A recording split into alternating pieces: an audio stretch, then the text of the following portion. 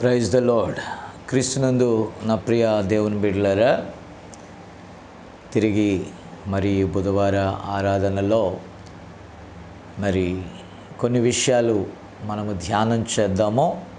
ఆయన దయ ఎంతో గొప్పది, ఆయన కృప గొప్పది.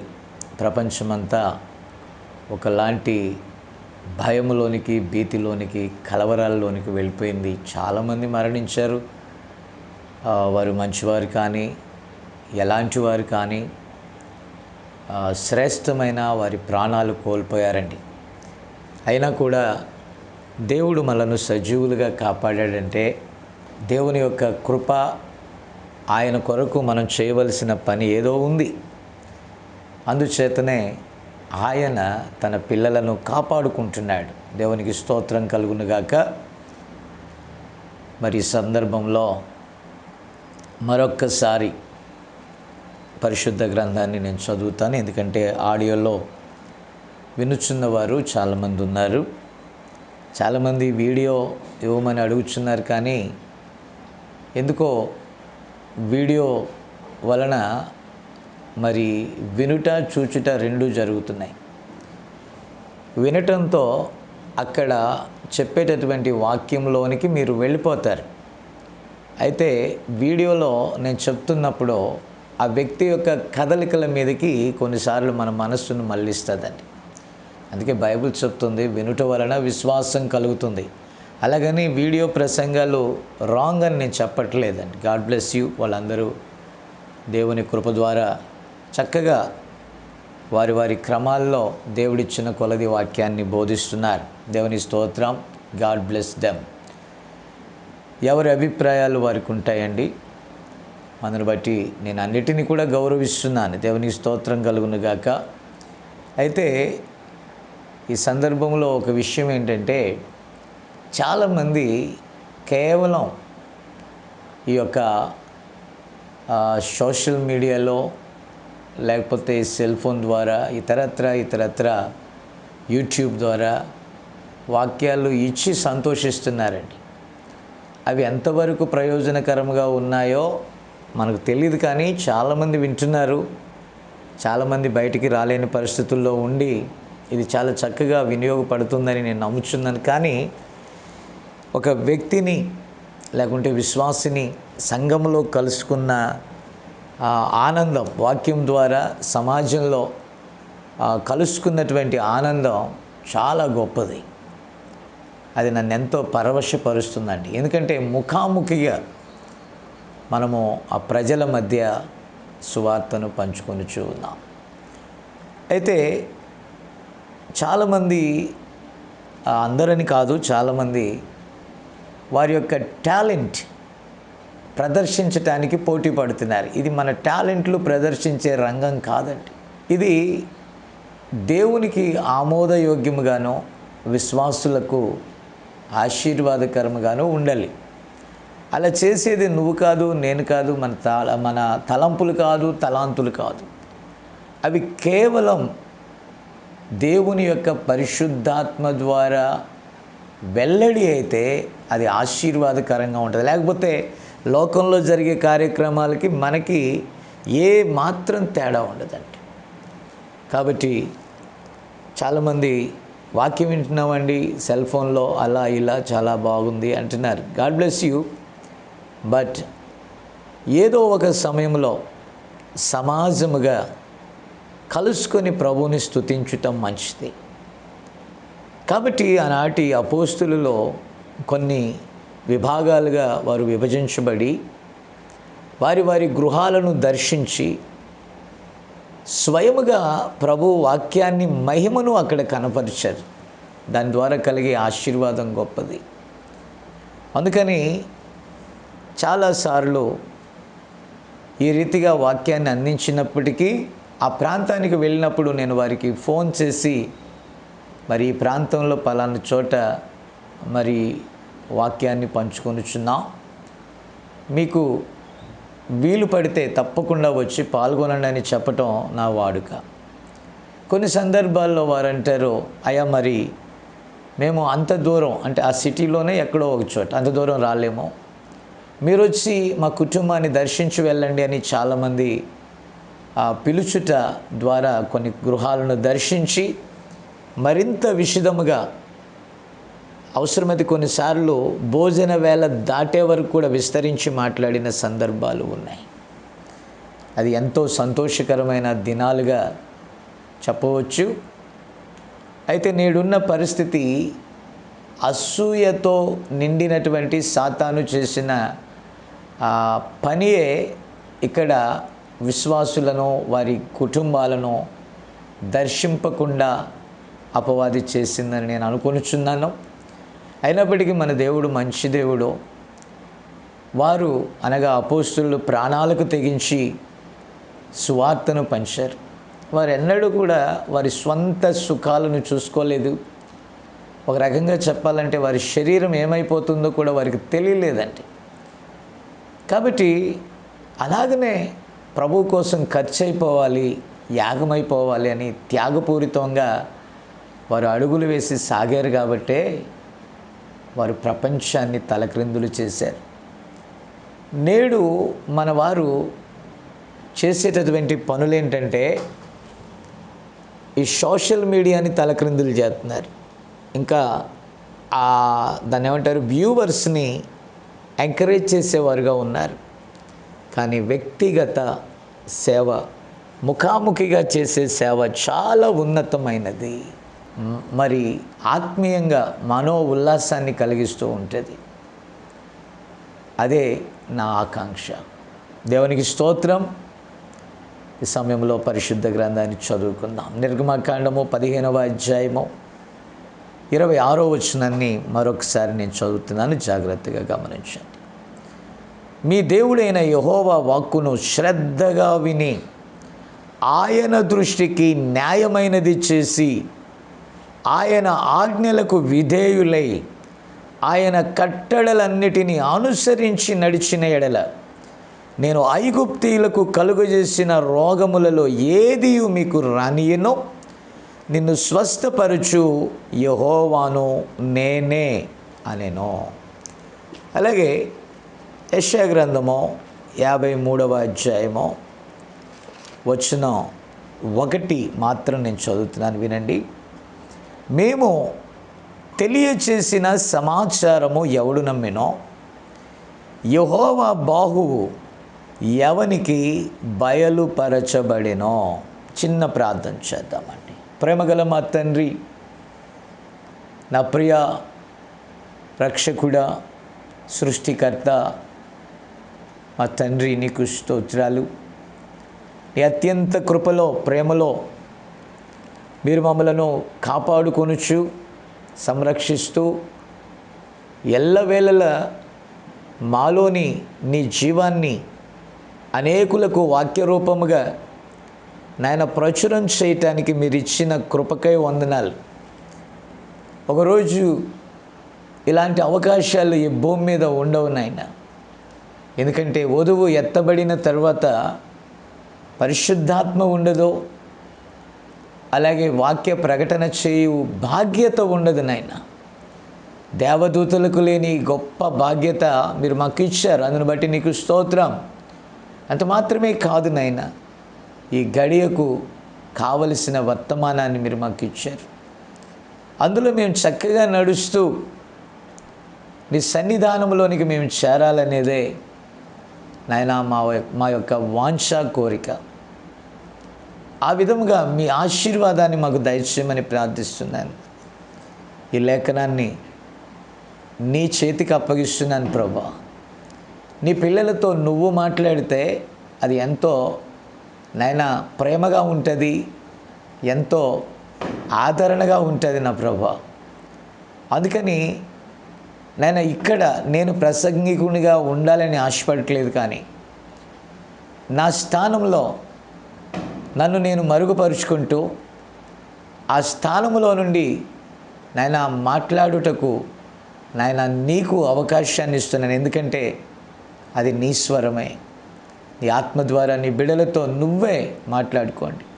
కేవలం నన్ను ఒక బోరగా వాడుకొని తదనుగుణంగా నీ నామానికి అత్యధిక మహిమ కలగనేమని కృపలో అల్పుడినైన నా ప్రార్థన అంగీకరించుమని యేసు నామమున అడుగుచున్నాము. ఆమెన్. Praise the lord. ప్రియులారా, దయచేసి మరి వాక్యమును మనం గమనిస్తే ఈ దినము అంశముగా స్వస్థపరుచు దేవుని హస్తము అను అంశముగా నేను మీ ముందు ఉంచుచున్నాను. దేవునికి స్తోత్రం. ప్రియమైన దేవుని బిడ్డలారా, ఇదంతా మనము ఒకసారి ఆలోచన చేస్తే దేవుని యొక్క గుణగణాలు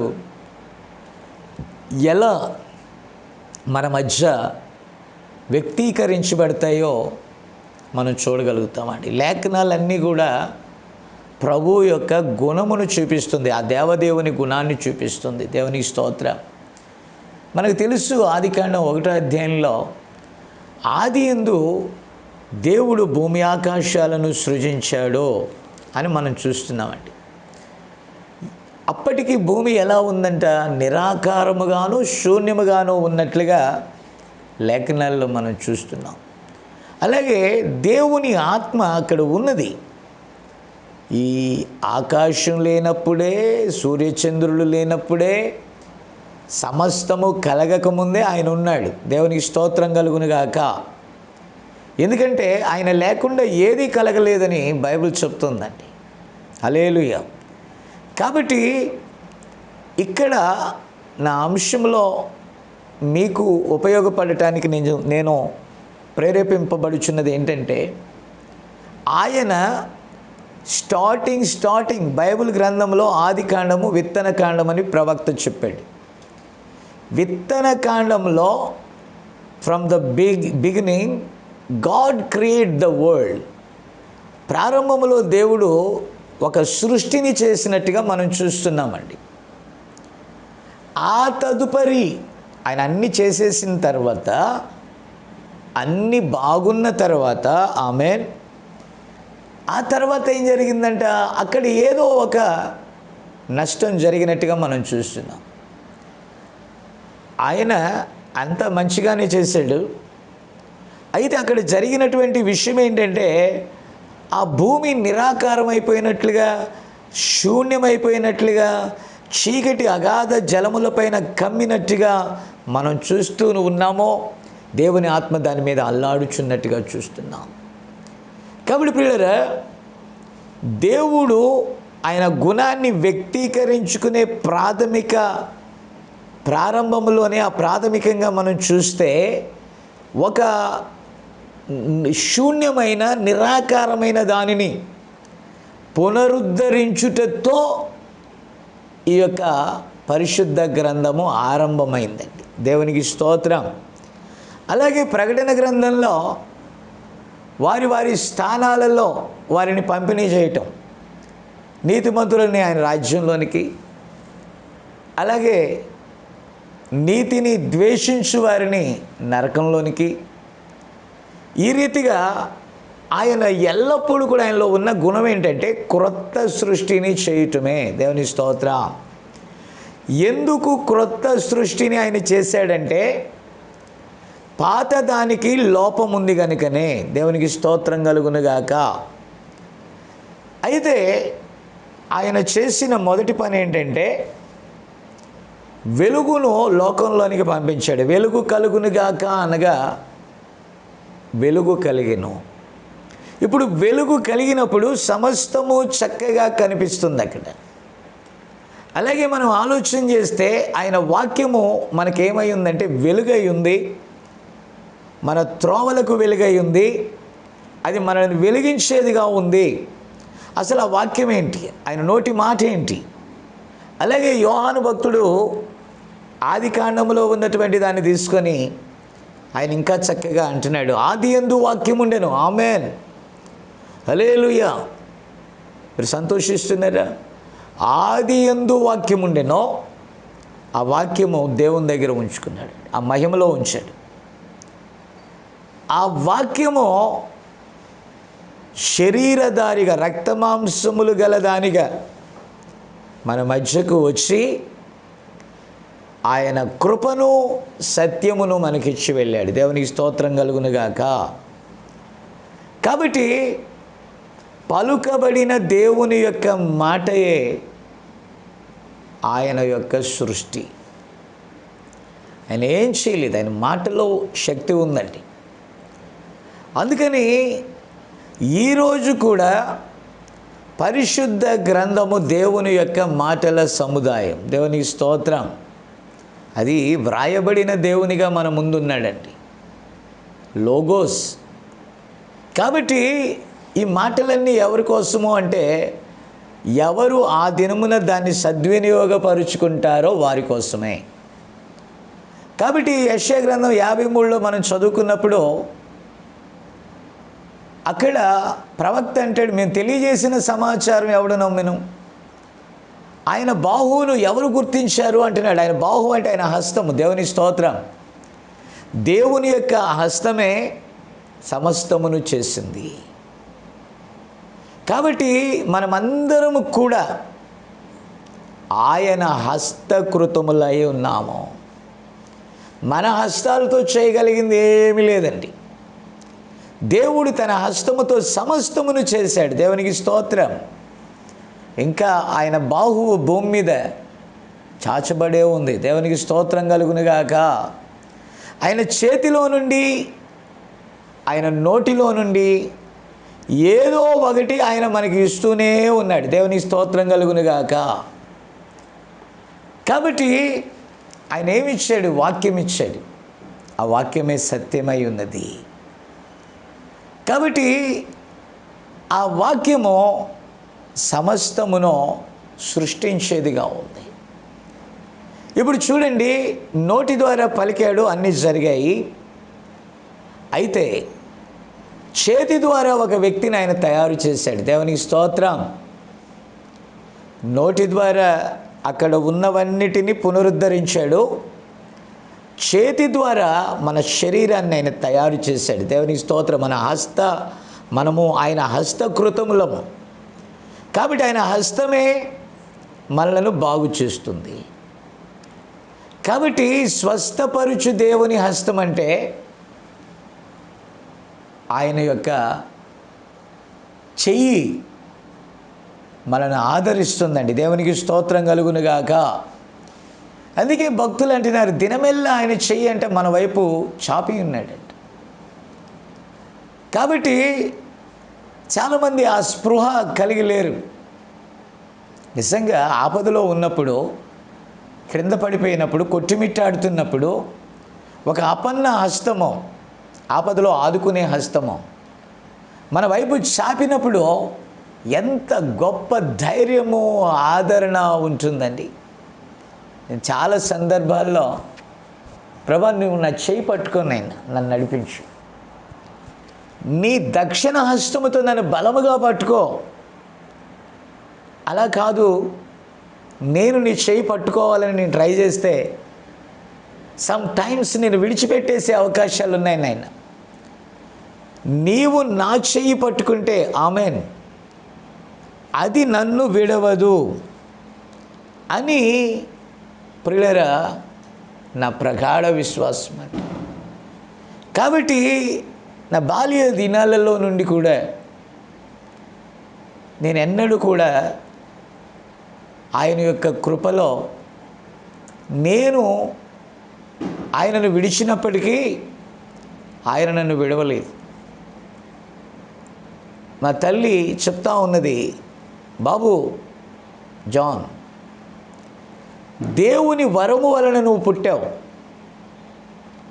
కాబట్టి హన్నా వలె నేను ప్రార్థన చేసినప్పుడు దేవుడు నిన్ను ఇచ్చాడు. డాక్టర్స్, వైద్య శాస్త్రం ఇక పిల్లలు పుట్టరు అని చెప్పినప్పుడు నువ్వు నాకు దేవుని వరమున దక్కావు. కాబట్టి ఏ నాటికైనా ఆయన నిన్ను వాడుకుంటాడు.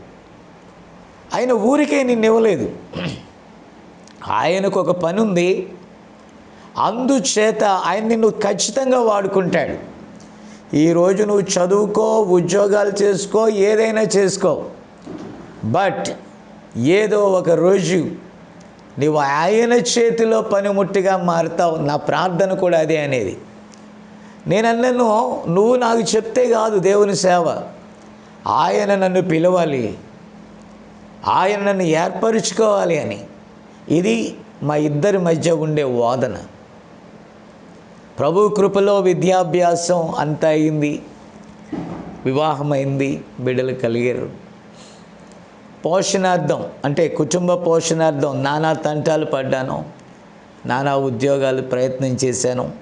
ప్రభుత్వ ఉద్యోగం కోసం చాలా ప్రయత్నాలు చేస్తూ దాన్ని అందుకునే టైంలో నిజంగా లోక సంబంధంగా ఒక హ్యాపీనెస్ అండి, అది సంతోషకరమైంది గవర్నమెంట్ ఉద్యోగం. ఆ టైంలో ప్రభు దాన్ని విడిచిపెట్టి వచ్చేయమన్నాడు, ఎగ్జామ్కి అటెండ్ కావద్దన్నాడు, డ్రాప్ అయిపోమన్నాడు. చాలా దుఃఖపడ్డాను, లోకరీత్యా చాలా దుఃఖపడ్డాను, చాలా బాధపడ్డానండి. కారణం కుటుంబం ఉంది, భార్య పిల్లలు ఉన్నారు, ఎట్లా? అయితే ప్రభు నాకు చెప్పింది ఏంటో తెలుసా? ఆకాశ పక్షులను చూడు, అవి విత్తవు, కోయవు, కొట్లలో కూర్చుకొనవు, వాటిని పోషించుచున్న నేను, ఆమెన్, నిన్ను కూడా పోషిస్తానని ఇంచుమించుగా ఒక 22 సంవత్సరాల క్రిందట ప్రభు నాకు చెప్పటం జరిగింది. కాబట్టి ప్రియులారా, అప్పటి నుండి ఇప్పటి వరకు దేవుడు అన్ని కాలాల్లో ఆదరిస్తున్నాడు. కష్టాలున్నాయి, నష్టాలున్నాయి, బాధలున్నాయి, ఎన్నో ఉన్నాయి. ప్రభు కృపలో ఒక చిన్న గ్రామానికి దేవుడు నన్ను పంపించాడు.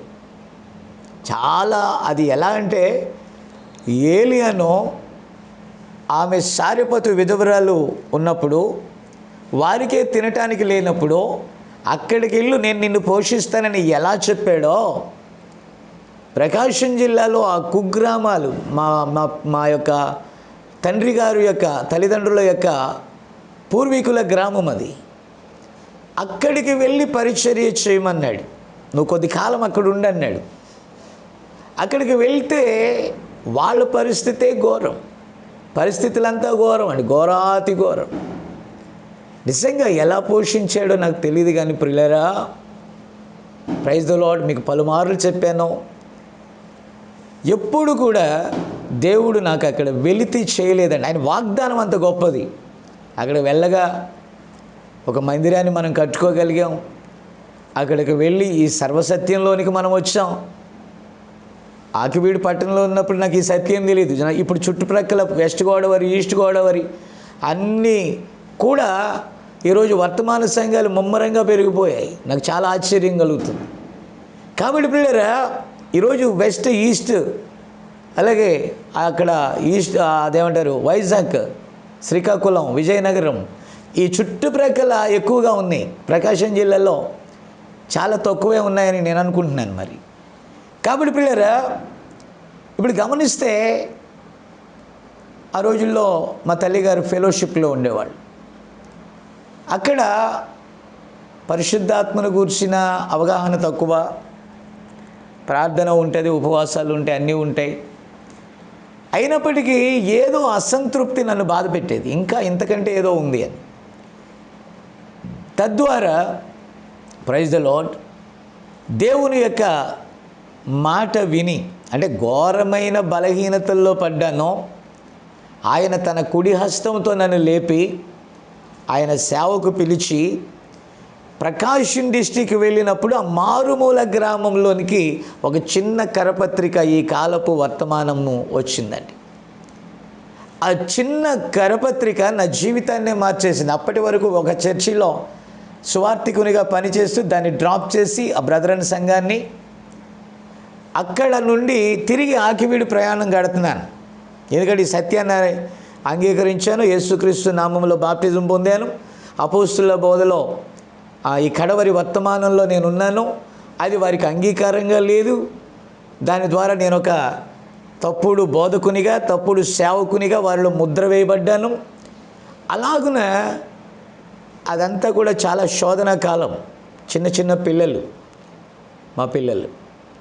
కాబట్టి ఆ సంఘమును విడిచి ఇక సిద్ధపడుచున్న వేళలో దాని ప్రక్క గ్రామంలో నుండి కొందరు సహోదరులు వచ్చి మా ఊరిలో వాక్యం చెప్పుకోవచ్చు కదా, మాకు ఇంకా ఎలాంటి దాన్ని ఏమంటారు, ఏ డినామినేషన్ కానీ ఏ సంఘ శాఖకు కానీ మేము చెందిన వారం కాము, అయితే బ్రదర్ అనే విధానాన్ని ఇప్పటి వరకు అనుసరిస్తున్నామో, అయినా పర్వాలేదు మీరు వచ్చి చెప్పండి అని. ఆ రీతిగా అక్కడ సువార్తను చెప్పి సత్యమును బోధించి అనేకులను ఈ సత్య సంబంధమైన వర్తమానంలోనికి నేను త్రిప్పాను. ఆ తదుపరి దాని ప్రక్క గ్రామాలకు కూడా దాన్ని చేరవేశానండి. ప్రభు కృప, అది నేను కాదు. ఈ రీతిగా దేవుడు గొప్పవాడు, ఆయన మనలను విడిచిపెట్టడండి. అలాంటి గ్రామంలో వైద్య విధానాలు లేవు, చాలా దూరం వెళ్ళాలి, 5-6 కిలోమీటర్లు వెళ్ళాలండి. అలాంటి పరిస్థితుల్లో ఆయన స్వస్థపరుచు దేవుని హస్తం అనే సందర్భంలో నేను చెప్తున్నాను. చాలాసార్లు చాలా వెరీ సిక్, మోషన్స్ నాన్ స్టాప్గా అయితే తెల్లవారి ఎవరో ఒకరి మరి వాహనాన్ని తీసుకొని, లేకపోతే సైకిలే తీసుకొని, అంటే రవాణా సదుపాయాలు కూడా లేవు, ఆ 5 కిలోమీటర్ల దూరం వెళ్ళి అక్కడ డాక్టర్ని సంప్రదించాలి, పిల్లలకి ఏదైనా వచ్చినా. ఇలాంటి పరిస్థితుల్లో ప్రార్థన చేస్తున్నప్పుడు దేవుడు అక్కడ కనిపించే చిన్న చిన్న ఆ వైద్య సదుపాయాలకు సంబంధించినవి వాళ్ళు చెప్పేవాళ్ళు, అదిగో ఆ ఆకు అక్కడ పెట్టు, లేకపోతే పలానిది కొంచెం త్రాగు, లేకపోతే కడుపు నొప్పి వామ్మరికి తాగు. ప్రార్థన చేసుకొని ఆ చిన్న చిన్న కార్యములు చేస్తే దేవుడు స్వస్థత ఇచ్చేసేవాడు. తెల్లవారి వెళ్దామంటే ఇంక అవకాశం లేదు. తీవ్రమైన జ్వరాలైనా సరే మా ఇంట్లో తగ్గిపోవటం ప్రభు కృప. అయితే గ్రామమంతా కూడా దాన్ని గుర్తించిందండి. మెలితే ద్వీపంలో విషసర్పము ఎలాగైతే కరిచిందో, అక్కడ గ్యాస్ లేదు నేను వెళ్ళినప్పుడు. అక్కడ నా భార్య చదువుకున్నాం, ఒక చిన్న స్కూల్లో ప్రైవేట్ జాబ్ చేస్తున్నాం వాలంటీర్గా. అక్కడ ఆ కట్టెలు తెచ్చుకోవడానికి వెళ్తే అందులో ఉన్న ఒక చిన్న విష పురుగు ఆమెను కరిసి నోటమ్మట కూడా నురుగు వచ్చేటటువంటి పరిస్థితి వచ్చింది.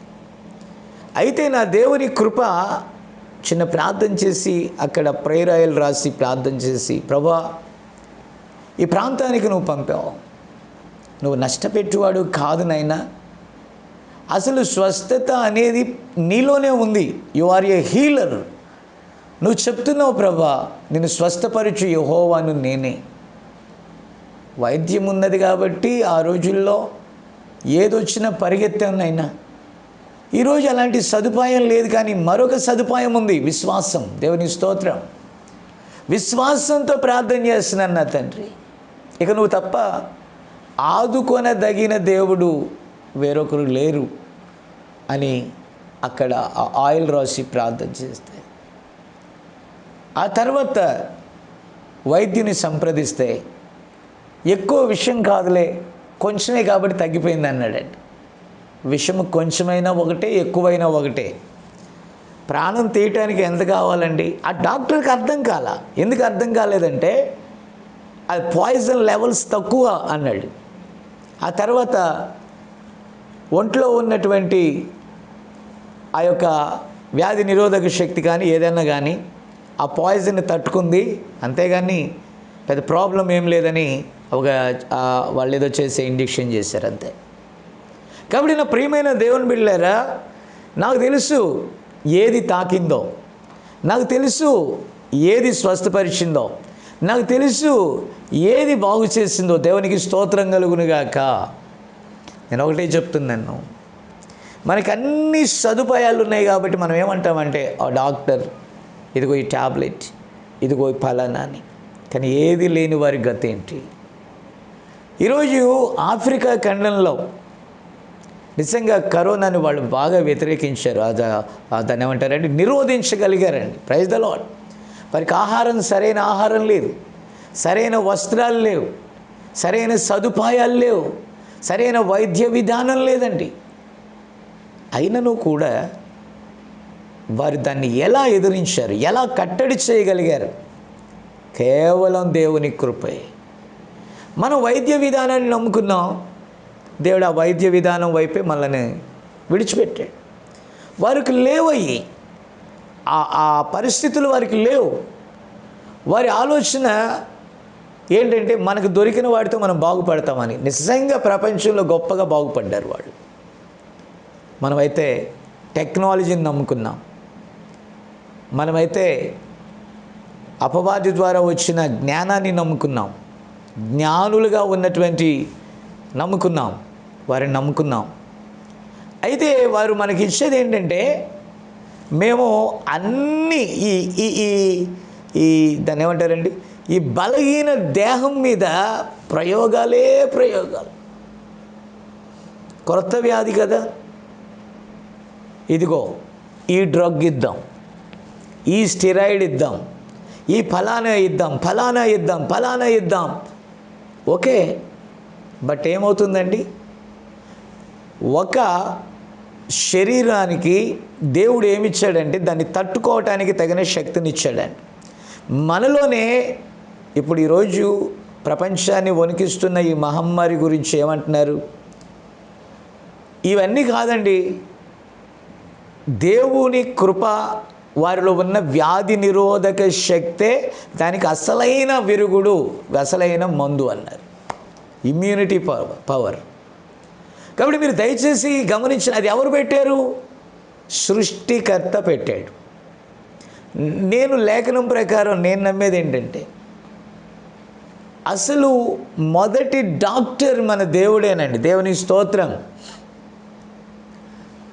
ఏది ఎక్కడెక్కడ ఉండాలో ఆయన సృష్టిని చేసిన తర్వాత అది మంచిగా ఉన్నట్టుగా చూశాడంట. ఆమేన్. కాబట్టి ఏ అవయవం ఎక్కడుండాలో, ఏది ఎక్కడెక్కడ ఉండాలో, ఏది ఎలా ఉండాలో, ఏది విరిగిపోతే అతుక్కోవాలో, ఏది మరి నష్టపోతే తిరిగి అది రిపేర్ చేసుకోవాలో అన్నీ లోపల పెట్టేశాడు. Praise God. మన రక్తంలో ఉన్న వ్యాధి నిరోధక శక్తి, యాంటీబాడీస్ రిపేర్ చేస్తున్నాయి. ఏ వ్యాధినైనా కూడా రిపేర్ చేయగలిగిన శక్తి అక్కడ పెట్టాడు ఆయన. దేవుని స్తోత్రం. అప్పటి వరకు ఆదాముకి ఏ వైద్యుడు అక్కరలేదు. ఆదామే వైద్యుడు, ఆదాము యొక్క దేహమే వైద్యము. దేవుని స్తోత్రం. రైట్ ప్రియులరా. అయితే అనారోగ్యము అనేది ఎక్కడ ఎంటర్ అయింది మనకు బాగా తెలుసు. ఆదికాండం 3వ అధ్యాయం వచ్చేలోకి, ఇందాక డాక్టర్ అన్న విషయాన్ని ఒక ముక్క చెప్తాను వినండి. అక్కడ మీరు దయచేసి గమనిస్తే, ఆయన దాన్ని ఏమంటారు, ఒక మత్తు ఇచ్చే ఎనస్థీషియా, లేకపోతే ఆ మత్తు మంది ఇచ్చే డాక్టర్గా కూడా ఆయన ఉన్నాడండి. ఆయన మాటే అది. గాఢ నిద్ర కలుగజేసి అని ఉంది బైబిల్లో, మనకు తెలిసింది కదా. ఆదికాండం 2వ అధ్యాయంలో ఏమన్నాడు? 21వ వచనంలో, అప్పుడు దేవుడైన యెహోవా ఆదామునకు గాఢ నిద్ర కలుగజేసి అతడు నిద్రించినప్పుడు అతని ప్రక్కటెముకలలో ఒక దానిని తీశాడు. దేవుని స్తోత్రం. తీశాడు అంటే అక్కడ యాక్చువల్గా ఒక క్రియ జరిగింది.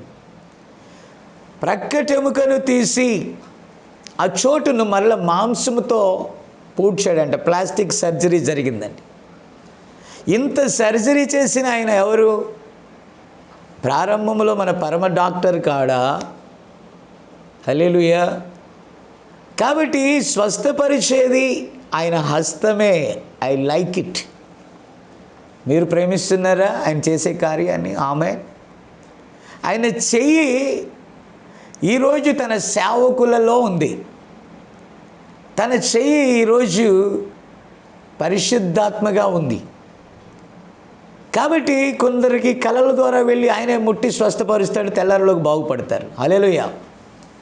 దేవునికి స్తోత్రం కలుగును గాక. చాలా కాలం క్రిందట ఒక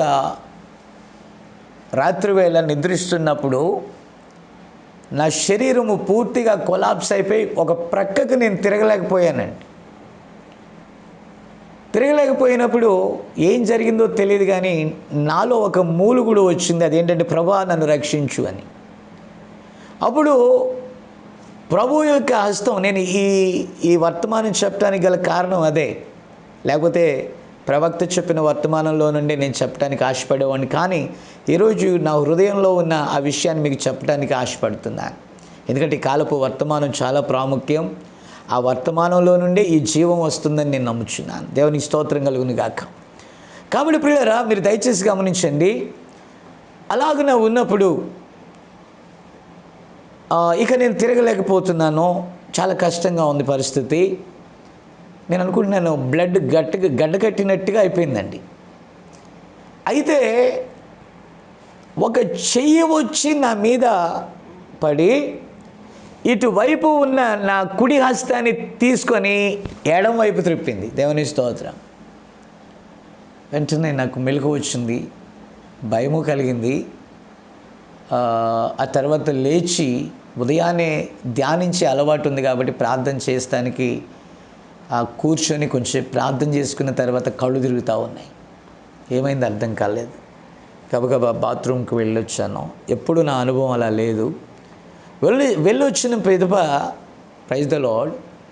ఆ తర్వాత జరిగింది ఏంటంటే, ఆ రోజు కొంచెంసేపు మళ్ళా వచ్చి పడుకున్నాక కొంచెం నెమ్మదిగా ఉంది. అయితే ఏమేమందంటే, అర్జెంటుగా వెళ్ళండి, ఇప్పుడున్న పరిస్థితులు బాగలేవు, రోజులు బాగలేవు, అన్నీ బాగలేవని ఒక డాక్టర్ దగ్గరికి పంపటం జరిగింది. అతడు ఫస్ట్ టైం టెస్టులన్నీ చేశాడు. చేసిన తర్వాత అక్కడికి వెళ్ళేలోకి బాగానే ఉంది నాకు. మీరు పరగడుపునే ఉన్నారా అంటే, పరగడుపునే ఉన్నాను అనుకుంది. బ్లడ్ తీసుకోవాలి, మీకు ఏమన్నా గతంలో ఏమన్నా ఉన్నాయంటే, నాకేమీ లేవండి ఇప్పటి వరకు, బీపీ కానీ షుగర్ కానీ నాకేం లేవు అని. అంటే ఏజ్ ఎంత అంటే పలానా.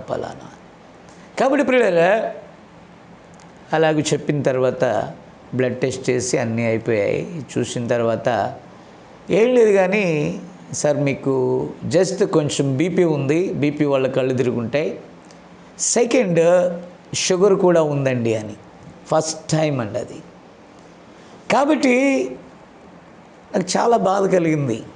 సరే ఇవ్వండి, టాబ్లెట్ ఇవ్వండి, దిస్ ఈజ్ ఫస్ట్ టైం, ఇంతవరకు ఆ రెండు నాకు లేవు, ఈ బలహీనత వల్ల ఆ రెండు బయటపడ్డాయి. అది కూడా దేవుని కృపేనండి. అది లోపల అలా ఉన్నట్లయితే మనం నష్టపోతాం. కొన్నిసార్లు ఆయన త్రిప్పాడు, వైద్యం దగ్గర కూడా పంపాడు. అప్పుడు దానికి కరెక్ట్గా ట్రీట్మెంట్ తీసుకుంటే గతంలో కంటే కొంచెం హెల్తీగా ఉంది. దేవునికి స్తోత్రం కలుగును గాక. అప్పుడు ప్రభు సన్నిధిలో నేను ప్రార్థన చేశాను, ప్రభువా మరి ఎందుకు ఇది అనుమతి ఇచ్చావు అని. దానికి కారణం ఏంటంటే, చాలా సందర్భాల్లో మన ప్రియ సహోదరులు సేవకులు మీటింగ్స్కి వచ్చినప్పుడు, కొంచెం పాస్టర్ గారు షుగర్ లెస్ ఇవ్వండి, కొంచెం సాల్ట్ తగ్గించి వండించండి, మాకు సపరేట్గా చేయండి అంటే సరే అని నేను అలాగే చేయించేవాడిని. ఆ తర్వాత వారి దగ్గర జరిగే కార్యక్రమాలకు నేను వెళ్ళినప్పుడు, బ్రదర్ షుగర్ లెస్సా లేకపోతే షుగర్తో ఇవ్వమంటారని అంటే, లేదు బ్రదర్, దేవుని కృపను బట్టి నాకేమీ లేవు అంటే కొంచెం వాళ్ళ ముఖం మాడేది. ప్రియులారా, మీరు దయచేసి గమనించండి, ఈరోజు అదే షుగర్ లెస్ నేను తాగాల్సి వస్తుంది. ఇదంతా ఎందుకు చెప్తున్నానంటే, ఆయన పొందిన దెబ్బల చేత మనకు స్వస్థత కలుగుచున్నది. ఈరోజు ఒక బలహీనత మన మీద దాడి చేస్తుందంటే, దేవుడు మన పక్షంలో ఉన్నట్లయితే దాని మీద దేవుడు మనకు విజయాన్ని ఇస్తాడండి. దేవునికి స్తోత్రం. కొన్ని అనుభవాలలో గుండా దేవుడు మనల్ని తీసుకొని వెళ్తాడు. అయినను కూడా స్వస్థపరుచు ఆయన హస్తము మనకు తోడుగా ఉంటే, దావీదు వృద్ధాప్యంలో అంటాడు, నీ సహాయము వలన నేను ఈ ప్రాకారములను దాటుతాను అన్నాడు. దేవునికి స్తోత్రం. ఆయన సహాయం ఉంటే బలహీనతలు కానీ, శ్రమలు కానీ, కష్టాలు కానీ, వ్యాధులు కానీ ఏదైనా సరే ఆయన హస్తము మనల్ని పట్టుకొని నడిపించినట్లయితే వాటన్నిటిలో నుండి మనము దాటి విజయాన్ని పొందుతామండి. దేవునికి స్తోత్రం కలుగునుగాక. కాబట్టి ప్రియులారా, ఇక్కడ గమనించినట్లయితే ఆయన సహాయము వలననే అపోస్తలుడైన పౌలు గారు మనం చూసినట్లయితే ఆయన కొన్నిసార్లు చాలా బలహీనుడైపోయాడండి. ప్రియా దైవ సేవకులరా, నా తోటి దాసులరా, మనము నీరసించవలసిన పని లేదు. మన విమోచకుడు సజీవుడు. ప్రవక్త చెప్పాడు యోబు గూర్చినటువంటి వర్తమానంలో, యోబు అన్ని కోల్పోయాడు, నీతిమంతుడే, పూర్తి నిరాశలోకి వెళ్ళిపోయాడు. కానీ క్రీస్తులో ఉన్న విశ్వాసాన్ని విడవలేదు. దేవునికి స్తోత్రం. అతను అంటున్నాడు, నా విమోచకుడు సజీవుడు. ఆమేన్. ఈ శరీరముతో నేను ఆయన చూస్తానన్న అతడి మాటే ఆమేన్ తిరిగి అది చూసేటట్టుగా దేవుడు చేశాడండి. హల్లెలూయా. దేవుని స్తోత్రం కలుగునుగాక. అది సేవకులైనా విశ్వాసులైనా మరెవరైనా అట్టి నిరీక్షణ నుండి మీరు ఎన్నడూ వైదొలగకండి. కాబట్టి ప్రియులారా, మనం గమనించాలి, గొప్ప సేవకుడు అతనికి అతని శరీరమునకు తగిలిన చేతిగుడ్డలు, నడికట్లు రోగుల మీద పెట్టినప్పుడు, అపోస్తలుల కార్యాలు 19వ అధ్యాయం మీరు చూడండి, రోగుల మీద పెట్టినప్పుడు రోగాలు విడిచిపోయాయంట. Praise God. ఎంత ప్రభావం అండి. దేవునికి స్తోత్రం. ఎంత ప్రభావము వెడలింది. హల్లెలూయా. అలాంటి పౌలు గారు దేవుని దగ్గర ముమ్మారు ఏడ్చి ప్రార్థించాడు, గోజాడి. Praise God. ప్రభువా, ఈ ముళ్ళు భరించలేకపోతున్నానయ్యా, ఈ ముళ్ళు నాలో నుండి తీసేయని. ప్రభు ఏమన్నాడు తెలుసా? నా కృప నీకు చాలు. నా ప్రియ సహోదరులరా, దేవుని పిల్లలరా, మీరు ఏ స్థితిలో ఉన్నారో ఆ స్థితిలోనే దేవుని కొనియాడండి. నొచ్చుకోకండి, నాకు ఇది ఎందుకు పెట్టావు, ఇది లేకపోతే ఇంకా బాగా చేస్తాను, ఆ బలహీనత ఎందుకు ఇచ్చావు, అది లేకపోతే ఇంకా బాగా చేస్తాను. ఏది ఇవ్వాలో ఏది ఇవ్వకూడదో మన ప్రభువుకు తెలుసు. ఇంతకాలం ఇవ్వని దేవుడు ఇప్పుడు ఎందుకు ఇచ్చాడు? ఎందుకు ఇచ్చాడంటే దానిని కూడా నువ్వు జయించాలని. దేవునికి స్తోత్రం కలుగునుగాక. హల్లెలూయా, హల్లెలూయా. కాబట్టి ప్రియులారా, పౌలు గారు ఒక మాట అన్నాడు, బ్రతుకుట అయితే క్రీస్తే అన్నాడండి. ఇంకంతే, ఫినిష్. చావైతే లాభమే, నేను ఆయనతో ఉంటాను. ఈ నిరీక్షణ మనకి రావాలి. మన ఆత్మ శరీరానికి ఆ మాట చెప్పాలి. అలాగున దాన్ని కంట్రోల్లో పెట్టాలి. ఆత్మ చేత శరీరమును లోపరచాలి. దేవునికి స్తోత్రం. లేకపోతే శరీరముని ఆత్మను కలవరపరుస్తుందండి. దయచేసి నా ప్రియ సహోదరి సహోదరులారా, మా ప్రియ దేవుని సేవకులు, అత్యంత ఆప్తులు, నిజంగా ఎన్నో బలహీనతలలో ఉండి కూడా ప్రభు పరిచర్య చేస్తున్నారు. నా ప్రశస్త సహోదరులు రాజమండ్రి వేమవరం అరుణ్ కుమార్ గారు కానీ, వసంత్ కుమార్ గారు కానీ, నా ప్రశస్త సహోదరులు, వీరిలో అనేకులు చాలా చాలా బలహీనతల్లో కూడా ఉండి ఆమేన్ వారి వాక్యం అందిస్తుంటే నేను చాలా ఇన్స్పైర్ అవుతున్నానండి. నిజంగా బలహీనతలను అక్కడ రంగంలో, యుద్ధ రంగంలో పెట్టి వాటి మీద సవారీ చేస్తూ వాక్యాన్ని బోధిస్తున్నారు వాళ్ళు. దేవునికి స్తోత్రం. నిజంగా వీరు మనకి ఈ కాలంలో సాక్షి సమూహం. పౌలు గారు చెప్పాడు, ఎంత గొప్ప సాక్షి సమూహం. నిజంగా యథార్థమైనటువంటి ఈనాటి మన ప్రశస్త సహోదరులైన భక్తులే మన ఎదుట ఉన్న సాక్షి సమూహం. కాబట్టి మనము, ప్రభువు మన ఎదుట ఆయన అడుగుజాడలను విడిచి వెళ్ళాడు. మనము మన వెనక ఉన్న వారిని మన అడుగు జాడలు విడిచి వెళ్ళాలి. అదండి, నీవు ఒక అవిశ్వాసిగా నీ జీవితాన్ని ముగించావనుకో, ఆత్మ ద్వారా ఆరంభించి శరీరంతో ముగించిన వారు కూడా ఉన్నారు, గుర్తుపెట్టుకోండి. అయితే శరీరము ద్వారానే ప్రారంభించి అంతకంతకు అభివృద్ధి చెంది ఆత్మచేత ముగించిన వారు ధన్యులు. దేవుని స్తోత్రం, హల్లెలూయా. కాబట్టి నా ప్రియమైన దేవుని బిడ్డలారా, డోంట్ వరీ, దేవుని హస్తము నేను పట్టుకున్నదనే ధైర్యంతో మనం ముందుకు సాగవలసిన వారమై ఉంటున్నాం. హల్లెలూయా. కాబట్టి పౌలు గారు ప్రార్థిస్తే ప్రభు అన్న మాట, నా కృప నీకు చాలు. కృపే ఈరోజు మనల్ని పట్టుకునేది. ఈరోజు దేవుని హస్తం వేరే ఏది కాదు, ఆయన కృప. ఆయన కృప తప్ప వేరొకటి ఏమీ లేదు. దేవునికి స్తోత్రం కలుగునుగాక. కాలపు ప్రవక్త అంటాడు, నేను స్వస్థపరుస్తున్నాను, నా ద్వారా అద్భుతాలు విడుదలవుతున్నాయి, ఎన్నో జరుగుతున్నాయి, కానీ వీటి వెనక ఉన్న హస్తం ఏంటో తెలుసా?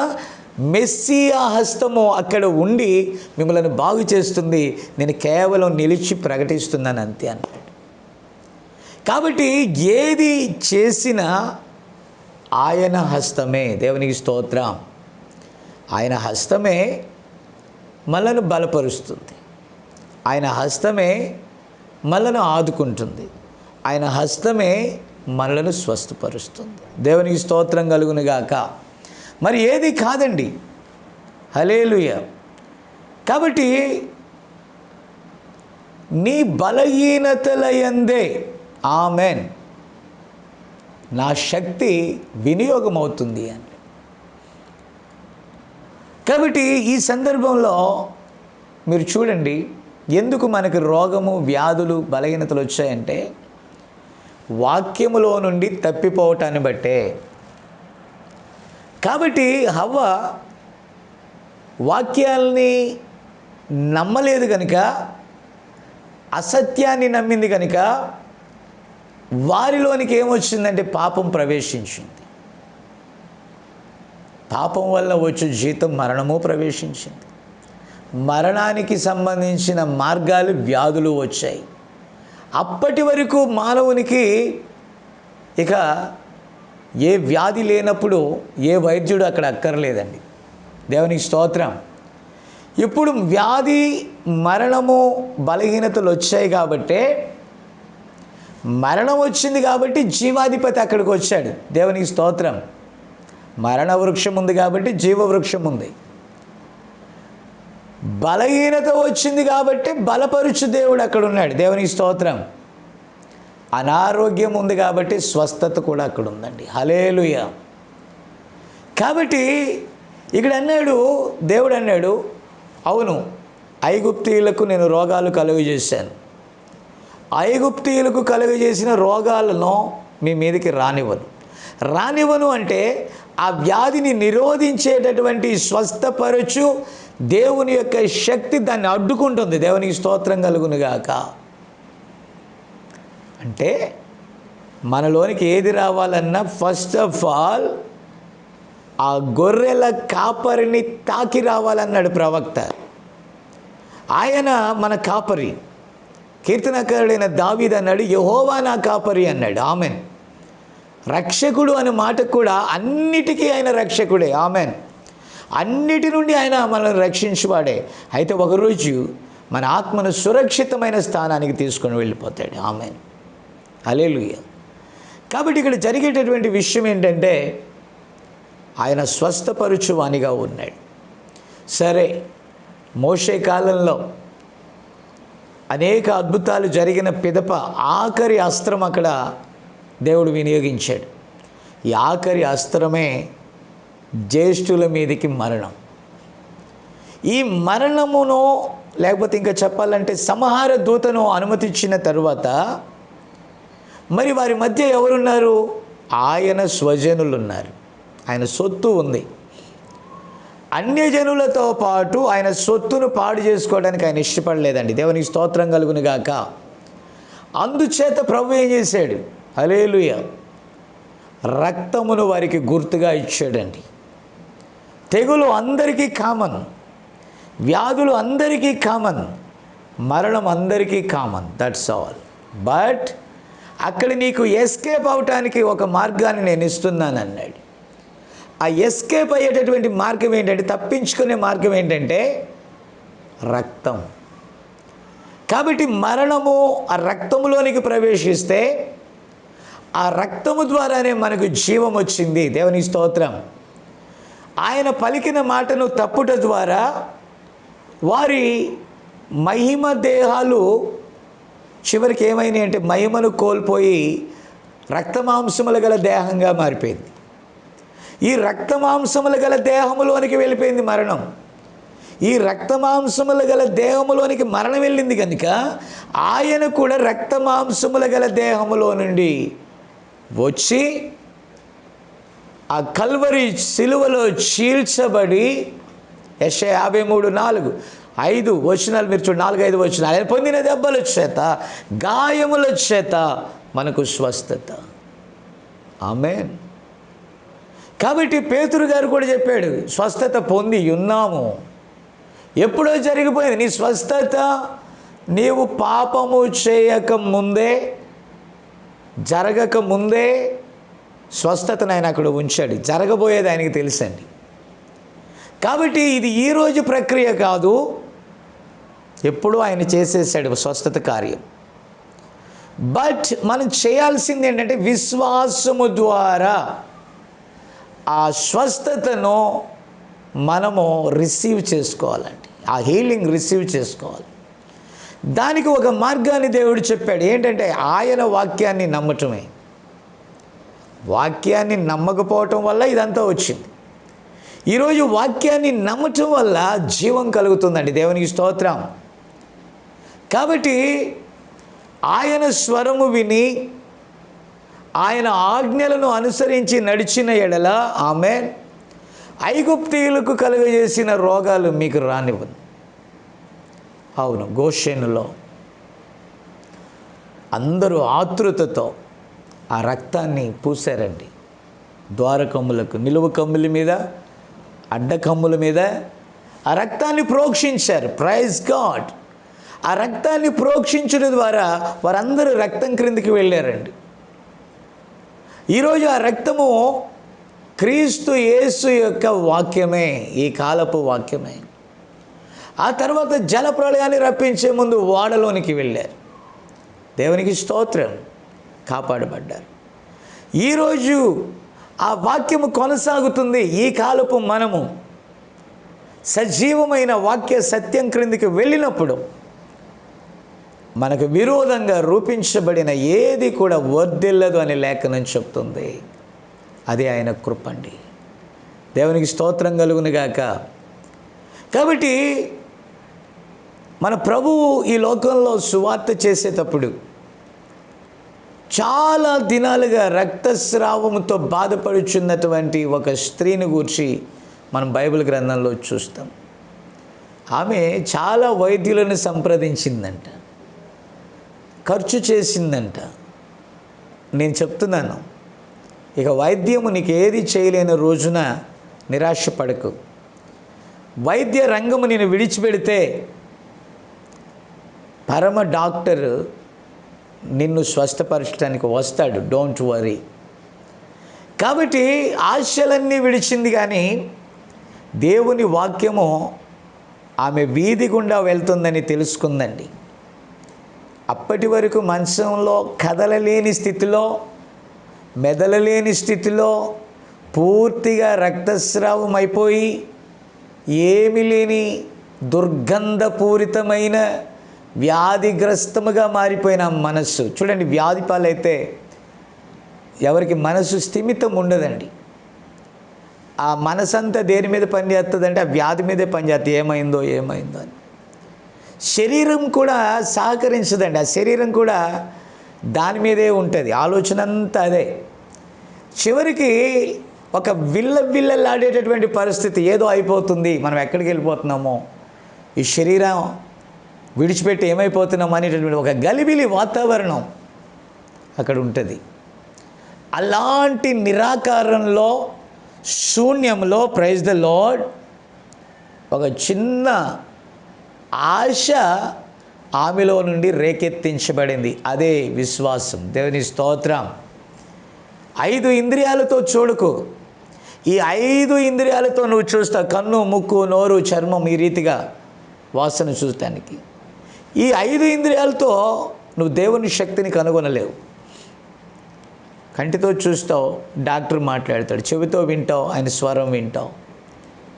వాసన చూస్తావు, స్పర్శ అనుభవిస్తావు. కాబట్టి ఆ టైంలో డాక్టర్ చెప్పేదే నీకు ప్రామాణికం. ఎందుకంటే నువ్వు ఒక శరీరవి. శరీర సంబంధమైన విషయాలు శరీర సంబంధులకే తెలుస్తాయి. ఆత్మ సంబంధమైన విషయాలు ఆత్మ సంబంధులకు తెలుస్తాయి.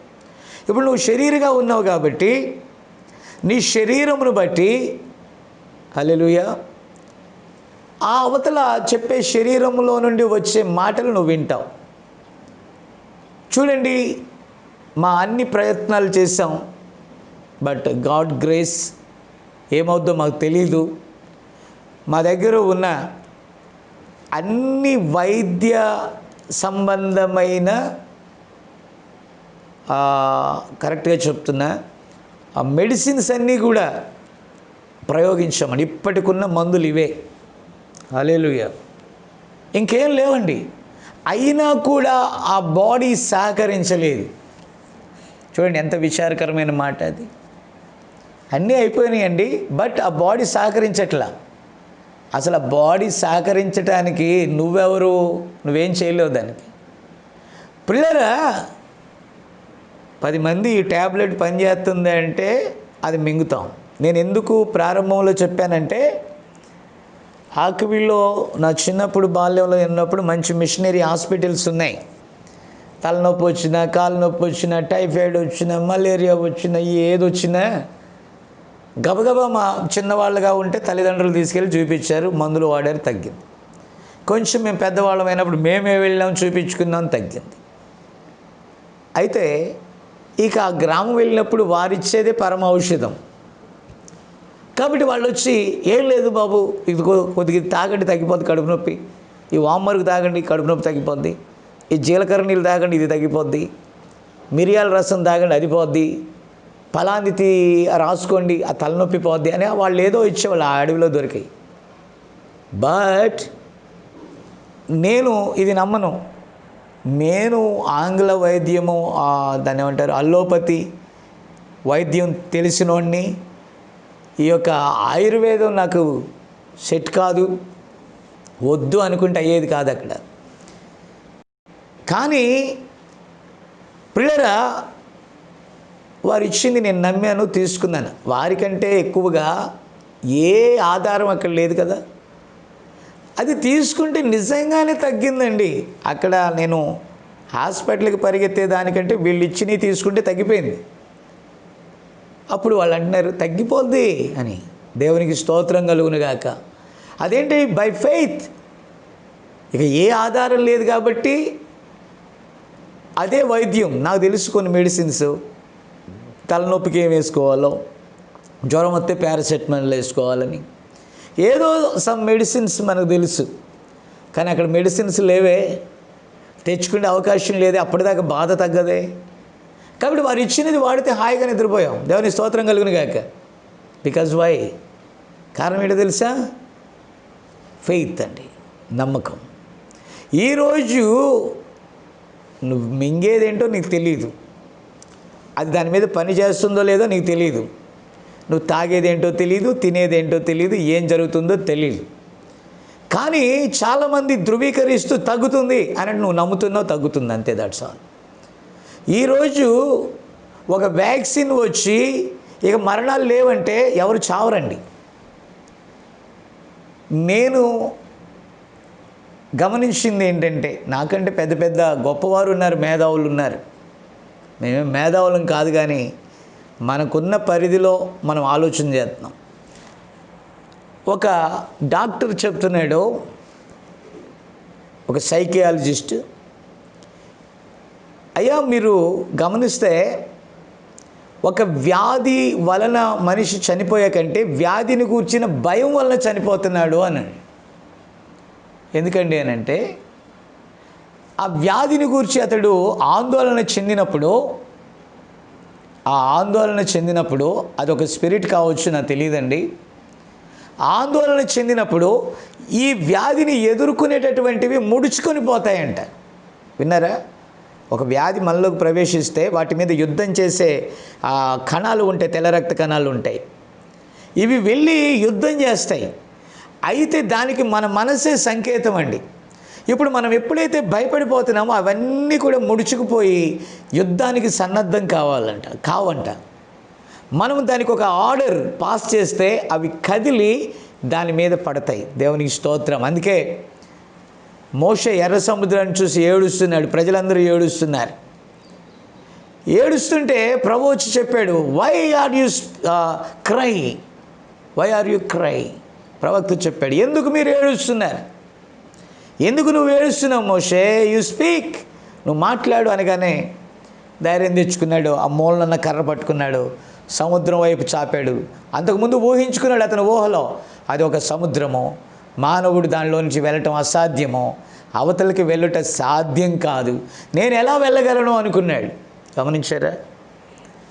కానీ ఎప్పుడైతే దేవుని ఆత్మ లేకపోతే దేవుడు చెప్పాడో, హల్లెలూయా, మోషేకు ఉంది దేవుని కలుసుకునే మార్గం. అలాగున ఇద్దరు మీట్ అయ్యి దేవుని మాటకి అతడు గ్రహించి అలా పలికాడో, ఎర్ర సముద్రం కూడా 2 పాయలైపోయింది. ఈరోజు ఆ విశ్వాసం మనలో నుండి పోయిందండి.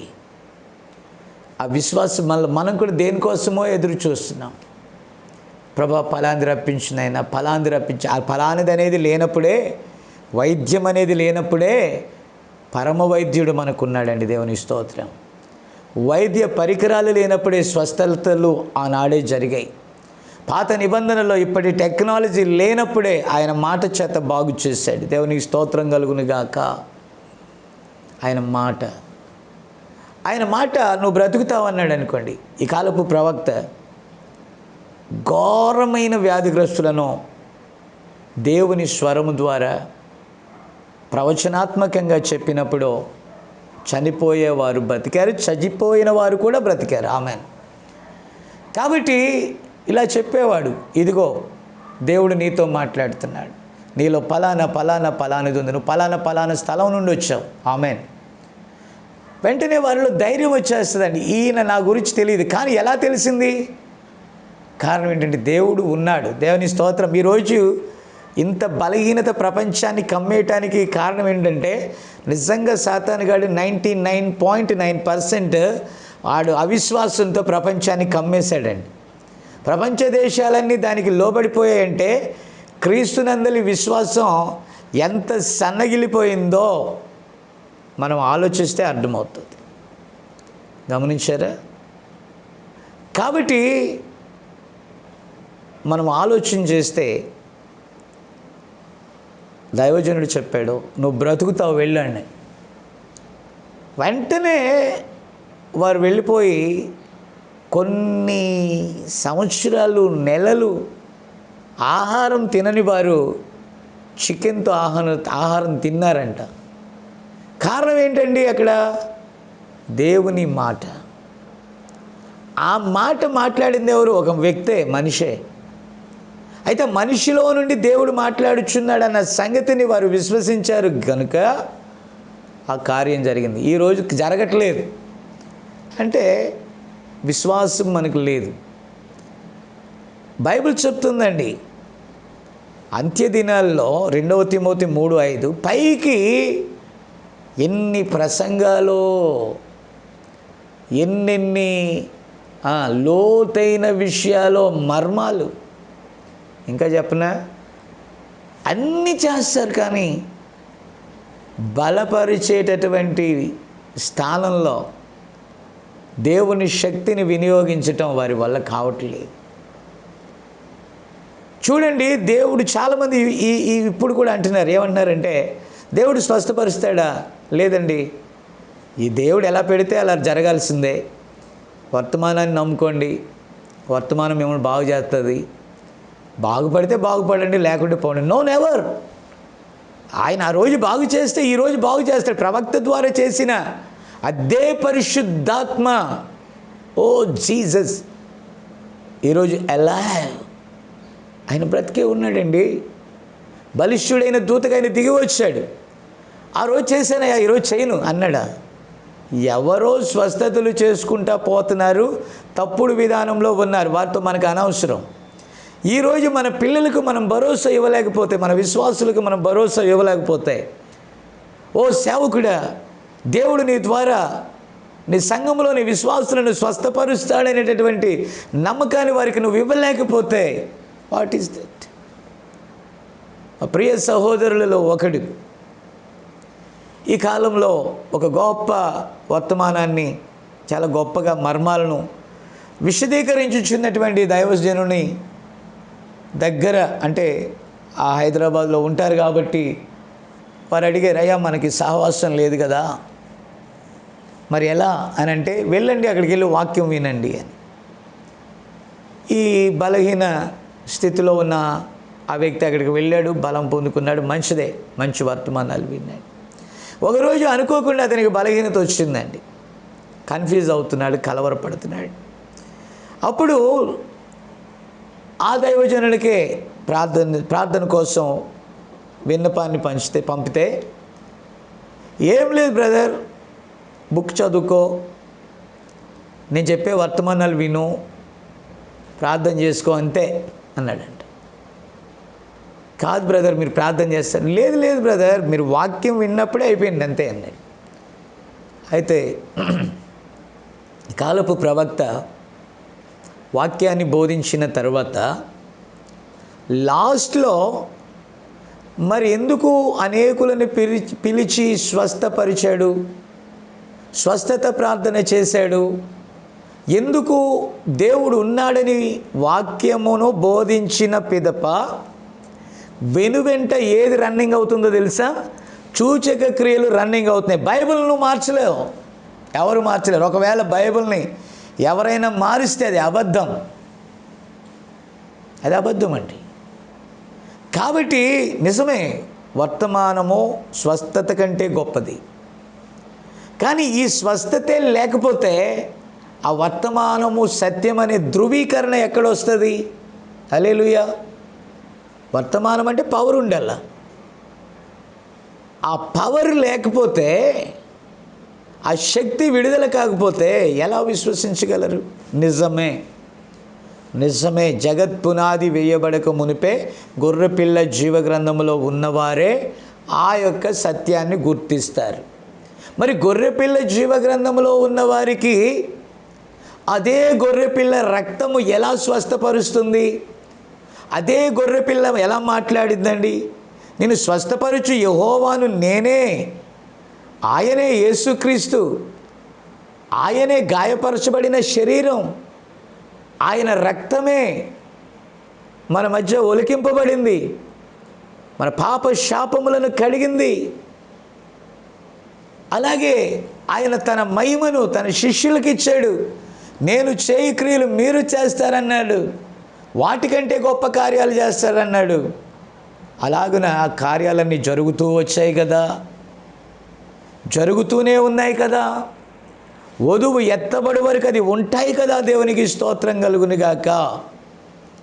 కాబట్టి నా ప్రియమైన దేవుని బిడ్డలారా, ప్రజల్లోనికి మనం ఎలా సంకేతం ఇస్తున్నాం? చాలా గ్రహిస్తే ఈరోజు దేవునితో మనం సహవాసం చేయడానికి ఇష్టపడట్లేదండి.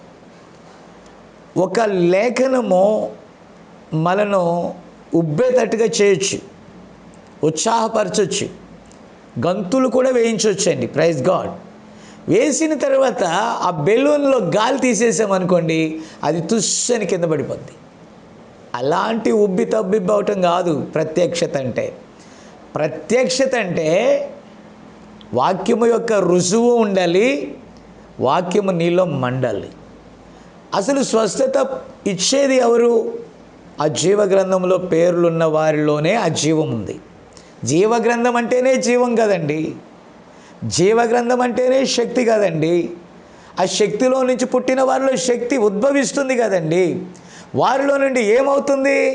శక్తి విడుదలవుతుంది. దేవునికి స్తోత్రం కలుగుని గాక. అందుకే అన్నాడు పౌలు గారు, శక్తి లేని భక్తి అని. అంత్యదినాల్లో శక్తి లేని భక్తిపరులు అనేక మంది ఉంటారు.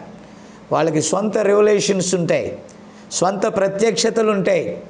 దైవ శక్తిని కనపరచటానికి శక్తి నిర్వీర్యులండి వీళ్ళు. కాబట్టి తిరిగి మరలా ఆ సోదరుడు నాకు ఫోన్ చేస్తే మనం చేయగలిగింది ఏం లేదు, కానీ వాక్యంతో బలపరిచి ప్రభువుని వేడుకొని ప్రార్థన చేస్తే ఆరోగ్యవంతుడై ఈరోజు ప్రభువుని స్తుతిస్తున్నాడు. దేవునికి స్తోత్రం కలుగును గాక. కాబట్టి అన్నీ కోల్పోయిన ఈ స్త్రీ, ఆ రక్తస్రావం కలిగిన స్త్రీ, వాక్యం వచ్చింది, ఆమెలో ఒక చైతన్యాన్ని ఇచ్చింది. నేను వెళ్ళి ఆయన వస్త్రపు చెంగు ముడతాను, అప్పుడు నాలో స్వస్థత వస్తుందని నమ్మింది. ఈరోజు అలాంటి నమ్మకం దైవ సేవకుల యొక్క వాక్యంలో ఉందా? దైవ సేవకుని మీద ఉందా? కనిపించే సేవకుడు శక్తిహీనుడైతే కనిపించని దేవుణ్ణి కూడా శక్తిహీనులని అనుకుంటారు. మార్కు సువార్త 9వ అధ్యాయం మీరు చూస్తే అక్కడ ఒక వ్యక్తి అంటున్నాడు, ఇదిగో ప్రభువా, నీ శిష్యుల దగ్గరికి నా కుమారుని తీసుకొచ్చా, బాగు చేస్తాను, నీ ప్రభావం ఏమైనా ఉంటుందేమో అని. అయితే అది వారి వలన కాలేదు అన్నాడు. విన్నారా? అప్పుడు ప్రభు ఏమన్నాడు? వారిని గద్దించాడు. దేవునికి స్తోత్రం కలుగును గాక. నేను ఎంతకాలం మీతో ఉంటాను, మీరెందుకు నా కార్యాలను నిర్వీర్యం చేస్తున్నారని. ప్రియమైన దేవుని బిడ్డలారా, ఉపవాసం వల్లనే తప్ప, లేక ప్రార్థన వల్లనే తప్ప ఇటువంటిది వదిలిపోవటం సాధ్యం కాదు అన్నాడు. ఈరోజు ప్రార్థనలో పూరెస్ట్గా ఉన్నారండి చాలామంది. ప్రార్థన అవసరం లేదనే వారు కూడా ఎందరో ఉన్నారు మహానుభావులు. ప్రార్థన అంటే ఏంటో తెలుసా? దేవునితో సంభాషించుట. నువ్వు దేవునితో సంభాషించలేనప్పుడు ఆయన మ్యాగ్నెటిక్ పవర్, ఆయన శక్తి నీలోనికి ఎలా ఇన్పుట్ అవుతుంది? ప్రార్థనని పూర్తిగా ఈ కాలపు వర్తమానపు సంఘాలు విస్మరించాయి. నువ్వెవడవయ్యా మాకు చెప్పడానికి? మేము ఆ సీనియర్స్ అంటే నాకు తెలియదు. దేవుని దగ్గర మనం అందరం నిలబడాలి, లెక్కలో సింహాసనం దగ్గర నిలబడాలండి. ఈరోజు నేను చెప్పేది, మీరు చెప్పేది ఆయన దగ్గర పరీక్షించబడాల్సి ఉంది. దేవునికి స్తోత్రం కలుగును గాక. కాబట్టి తీసుకుంటా అన్నీ ఆనాడు పరిశీలు శాస్త్రులు తీసేసినట్టుగా, సంఘ శాఖల వారు తీసేసినట్లుగా పడిపోయిన మరి ఆ బలిపీఠాన్ని తిరిగి ఏలియా పునరుద్ధరించాడు. పడిపోయిన శక్తిని ఈ కాలపు ఏలియా పునరుద్ధరించాడు. దేవుని సంఘము లేక వధువు అంటే శక్తి అండి. దేవుడు శక్తి అయితే వధువు కూడా శక్తే. దేవునిలో నుండి శక్తి విడుదలైతే వధువులో నుండి కూడా వాక్యంతో పాటు శక్తి విడుదలవ్వాలి. దేవునికి స్తోత్రం కలుగునుగాక. ఆయన యొక్క వస్త్రంలో స్వస్థత ఉంది. దేవునికి స్తోత్రం. కాబట్టి కృపగల దేవుడు ఆయన నిన్న నేడు మారని దేవుడండి. కన్నీటితో ప్రార్థించే వారిని దేవుడు విడవడు. మనకు తెలుసు యెషయా గ్రంథం 38లో హిజ్కియాకి మరణకరమైన రోగం వచ్చింది. ఈ మరణకరమైన వ్యాధి వచ్చిందని ఎవరు తెలియజేశారో తెలుసా? ప్రభువే చెప్పాడండి. తన ప్రవక్త అయిన యెషయా ద్వారా చెప్పాడు. ఏమన్నాడు తెలుసా? ఇక నువ్వు మరణమగుచున్నావు, నువ్వు బ్రతకవు కనుక నీ ఇల్లు చక్క పెట్టుకో అన్నాడండి. దేవుడు హెచ్చరింపకుండా తీర్పు తీర్చాడు. అందుకే పౌలు గారు అన్నాడు, నా పరుగు కడముట్టించాను అన్నాడండి. Finish work. ప్రభువు కూడా సమాప్తమైనది అన్నాడు. పేతురు గారు కూడా మాట్లాడతాడు, నేను వెడలిపోవు సమయం వచ్చి ఉన్నదని నేను ఎరిగి ఉన్నాను అన్నాడు. అంటే వారికి తెలియజేశాడు, నీ పని, నీ టార్గెట్ ఇది, అది నువ్వు త్వరగా కంప్లీట్ చేయి, చక్కదిద్దుకో, ఫినిష్ చేసుకో, అప్పుడు నేను నీతో చెప్పినదంతా నువ్వు సమాప్తం చేసినట్టు అవుద్ది అని. అప్పుడు హిజ్కియా ఇక చక్కదిద్దుకో అన్నాడంటే చక్కదిద్దుకునే టైము కాల, ఎక్కడో పొరపాటు జరిగింది. అప్పుడు గోడ వైపు తిరిగి కన్నీరు పెట్టుకున్నట్టుగా లేఖనంలో మనం చూస్తున్నామండి. కన్నీరు విడుచుచు అతడు ఏం చేశాడు? ప్రార్థన చేయాలా వద్దా? చాలామంది నిరాశ నింపేస్తున్నారు. Be careful. దానివల్ల వాళ్ళు బలహీనతతో చనిపోయే చావు కంటే బలహీనపరుచు దైవ సేవకుల వల్ల ఎక్కువ మంది చేస్తున్నారండి.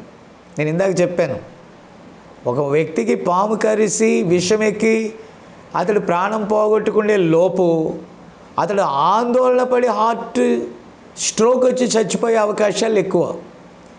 కాబట్టి దేవుని వాక్యం ఏంటో తెలుసా? ఆదరణ ఇచ్చింది.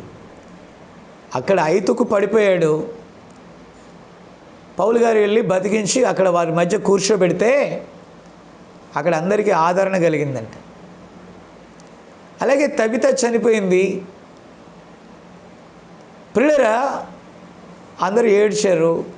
పేతురు వెళ్ళి బ్రతికించి కూర్చోబెట్టాడు, అక్కడ ఆదరణ కలిగింది. మరియ మార్తల యొక్క సోదరుడు లాజరు చనిపోయాడు. చనిపోయిన లాజరుని తీసుకుని వచ్చి అక్కడ సజీవునిగా వారి మధ్య కూర్చోబెడితే ప్రభువును మాత్రమే కాదు, చనిపోయి లేచిన లాజరును చూడటానికి ఎందరో వచ్చారంట. ఈరోజు మన మధ్య అలాంటి కార్యాలకు తెరలు దింపేశారు. ఎందుచేత? వర్తమానము మెయిన్. వర్తమానము జీవమైతే ఆ స్వస్థత దాన్ని కనుపరిచేటటువంటి సూచన అయ్యింది. దేవుని స్తోత్రం. వాక్యము జీవమైతే సూచక క్రియలు ధృవీకరించే పత్రం అయ్యింది. దేవునికి స్తోత్రం. కాబట్టి నా ప్రియమైన దేవుని బిడ్డలారా, ప్రభు ఎంత గొప్ప దేవుడండి.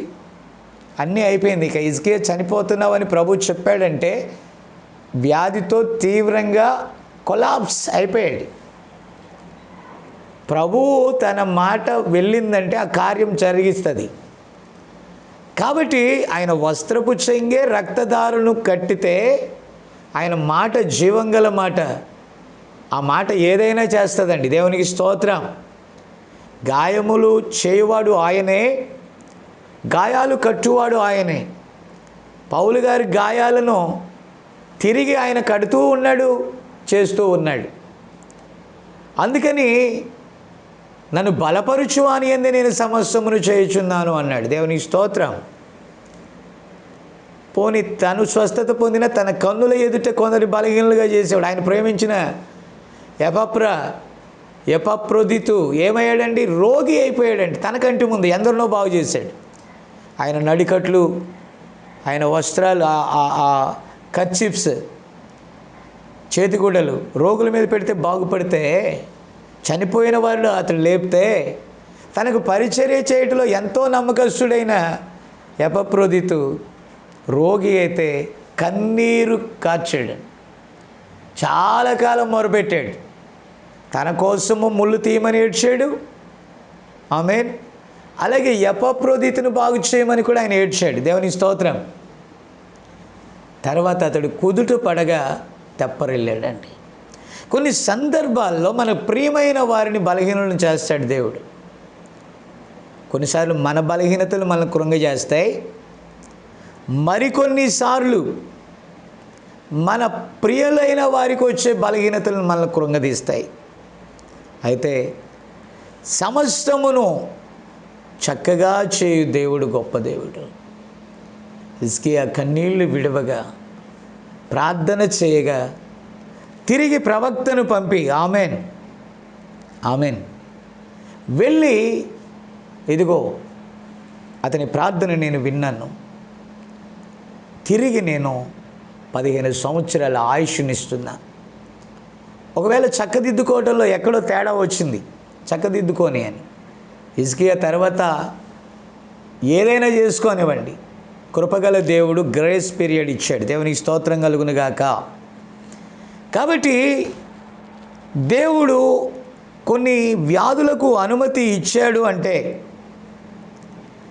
దాన్ని స్వస్థపరచడానికి ఆయన అక్కడ, దేవునికి స్తోత్రం, హల్లెలూయా, ఆయన యొక్క వాక్కును కూడా అక్కడ ఇచ్చాడండి. కాబట్టి ఆయన పొందిన దెబ్బల చేత, గాయాల చేత మనకు స్వస్థత. నేను ఒకటే చెప్తున్నాను ఫైనల్గా, దేవునికి స్తోత్రం. ఆయన మన కోసం అన్నీ చేశాడండి. ఆయన హస్తము ఈరోజు కూడా భూమి మీద చాపే ఉంచాడు. అయితే ఒక్కటి చెప్తున్నా, ఆయనకి ఇష్టం లేని కార్యం ఒకటి ఉంది, లోక స్నేహం. ఈ లోక స్నేహము దేవునికి ఇష్టమైంది కాదు. లోకంలో ఎన్నైనా చెప్పనివ్వండి, ఏమైనా చేయనివ్వండి, ఎన్ని అవిశ్వాసపు మాటలు లోకంలో నుండి రానివ్వండి, దానివైపు మీరు చూడకండి. జీవమునిచ్చే దేవుని వాక్యం వైపు చూడండి, జీవమునిచ్చే దేవుని మాట వైపు చూడండి, జీవమునిచ్చే ఆయన హస్తం వైపు చూడండి. దేవుని స్తోత్రం. ఆయన మిమ్మలను స్వస్థపరుస్తాడు. గోషెనులో వారిని రిజర్వ్ చేశాడు, నోవాహు వాడలో వారిని రిజర్వ్ చేశాడు. ఈరోజు వర్తమానంలో మనల్ని రిజర్వ్ చేశాడు. ఆయన రాజ్యం మనము సంపూర్ణ ప్రవేశం కలుగు వరకు సంతోషంగా ఆయన కాపుదల హస్తము భూమి మీద ఉంది. ఆయన బలిష్ఠుడైన దూతగా మన మధ్య ఉన్నాడు. ఆయన బలమైన హస్తము మన మీద ఉంది. ఆయన హస్తము క్రింద మనము అణిగి మణిగి ఉండి, ఆయన ఏది చెయ్యాలని మన ద్వారా సంకల్పించాడో అప్పుడు ఆమేన్, నీ చిత్తమే నా యందు జరుగునుగాక అని చెప్పి మన బలహీనతలన్నీ ఆయనకు అప్పగించాలి. మనకి ఏదేది అవసరం ఆయనకి ఇచ్చేయాలి. మన చింత యావత్తు, పిలిపిలికి రాసిన పత్రికలో చెప్పాడు 4వ అధ్యాయం, మన చింత యావత్తు ఆయన మీద వేసేయాలి. ఎందుకంటే ఆయనే మనల గురించి చింతిస్తున్నాడు. ఆయన చింతించి నువ్వు చింతించి ఏం లాభం అండి? కాబట్టి స్వస్థపరుచు దేవుని హస్తానికి అన్నీ అప్పగించి మనల్ని మనం సమర్పించుకొని నిశ్చింతగా, ఏం పర్వాలేదు, యెహోవా ఆయన చూసుకుంటాడు. కరువైన, ఖడ్గమైన, ఉపద్రవమైన మరేదైనా నా ప్రభు అయిన యేసు క్రీస్తు వారి యొక్క ప్రేమ నుండి నన్ను ఎడబాపదు అనే నమ్మకం మనం కలిగి ఉన్నట్లయితే ఈ లోకమనే, అర్థమైందండి, ఈ లోకమనే యాత్రలో మనం చక్కగా నడిచి ముందుకు సాగుతాం. ఈ తెగులు గుడారంలో ఉన్నంత వరకు మనం జాగ్రత్త కలిగి ఆయన మనల్ని ఆయుష్ పొడిగిస్తే కొనసాగింపబడి, ఆయన స్వస్థతకు మనం లోబడి అసలైన మన గమ్యస్థానానికి, మన నిజమైన పట్టణానికి మనం వెళ్ళు వరకు ఈ భూమి మీద జాగ్రత్తగా మనం ఉండాలి. నిజ వధువుగా ఆయన వాక్యమనే పాలతో, వాక్యమనే ఆహారంతో మనం పోషించబడుతూ విశ్వాసమందు స్థిరులై అపవాదిని ఎదిరిస్తే వాడు పారిపోతాడు. అలాగే విశ్వాసమందు, ప్రార్థనల యందు, మనం వాక్యమందు, ఈ కాలపు వర్తమానమందు ఎదుగుచు ఆయనతో కూడా మనం నడిచినప్పుడు ఒక దినాన ఆయనతో కూడా ఉంటాం. ఇక మరణము, వ్యాధి, చింత, తెగులు ఏమీ లేని గొప్ప సంతోషకరమైన పట్టణంలో ఉంటాం. అట్టి కృప, అట్టి కాపుదల ఈ వాక్యమును వినుచున్న మీ అందరికీ దేవుడు అనుగ్రహించునుగాక. ప్రార్థన చేద్దాం. ప్రేమగల మా తండ్రి, పరిశుద్ధుడైన దేవ, ఈ లేఖనము ద్వారా మీరు నీ బిడ్డలతో మాట్లాడినందుకే నీకు స్తోత్రాలనైనా. ఈ వాక్యాన్ని ఎవరైతే వింటున్నారో వారందరి హృదయాలలో గొప్ప విశ్వాసాన్ని దయచేయండి. హెబ్రీ 13:8 ప్రకారము నీవు నిన్న, నేడు, నిరంతరము ఒక్కటే రీతిగా ఉన్నావని, మార్పు లేని దేవుడవని, ఆనాడు బాగు చేస్తే ఈనాడు, రేపు, తర్వాత కూడా బాగు చేయుటకు సమర్థుడవని నీ బిడ్డలు నమ్మునట్లుగా విశ్వాసం అనే కృపావరమును దయచేయమని, కృపతో బలపరచమని, బోధించుచున్న నన్ను కూడా బలపరిచి నీ కృపలో వాడుకోమని, ప్రభా నీ బిడ్డలను నీ రాకడకై సిద్ధపరచమని, నీ కృపా హస్తము తోడుగా ఉంచమని, మా ప్రభువును రక్షకుడును త్వరలో రానయ్యున్న యేసుక్రీస్తు నామమున అడుగుచు ప్రార్థించుచున్నాము. Amen, amen. God bless you all.